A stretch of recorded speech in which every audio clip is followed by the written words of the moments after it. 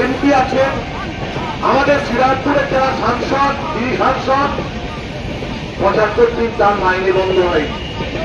তিনি পার্লামেন্টে না গেলেও মাইনেতে তার ব্যাংকে ঢুকে গেছে।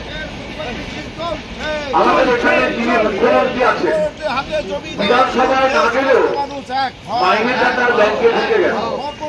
আমাদের যিনি এমএলএ আছেন ডাক্তারবাবু, তার মাইনে ঢুকে গেছে। কাউন্সিলর তাদের কোনো অসুবিধা হয়নি, বিধায়ক তাদের কোনো অসুবিধা হয়নি। কাউন্সিলররা যা কামিয়েছে ৭৫ দিন বসে খাওয়া তাদের পক্ষে কোনো বিষয় নয়। কিন্তু আমরা দেখেছি এখানে বহু হকার ভাই আছেন যাদের লকডাউনের আগে আমরা দেখতাম এখানে হকারি করছেন, আমাদের তাদের অনেককে আমরা দেখতে পাইনি। যখন হচ্ছে স্বাভাবিক পরিস্থিতি শুরু হলো তারা বিভিন্ন পেশায় যুক্ত হয়ে গেছেন। কেউ হয়তো পশ্চিমবঙ্গেই নেই, পরিযায়ী শ্রমিক হিসাবে তারা যে বাইরে কাজ করছেন, কারণ তাদের সংসার তো চালাতে হবে।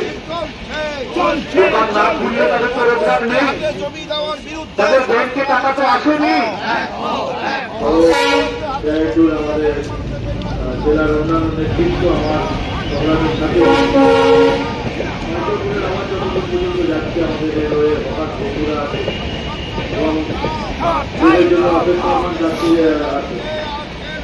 এই সময়কালে দাঁড়িয়ে অস্থির সময় চলছে। আজকেও দেখলাম আজকে একটা পত্রিকা, কালকে পশ্চিমবঙ্গের রাজ্যে যে সরকার চলছে তাদের পক্ষ থেকে হকার উচ্ছেদ করেছে বিচ্ছিন্ন কোনো ঘটনা নয়, কোনো ঘটনায় বিচ্ছিন্ন বলে আমরা মনে করি। আমরা হকারি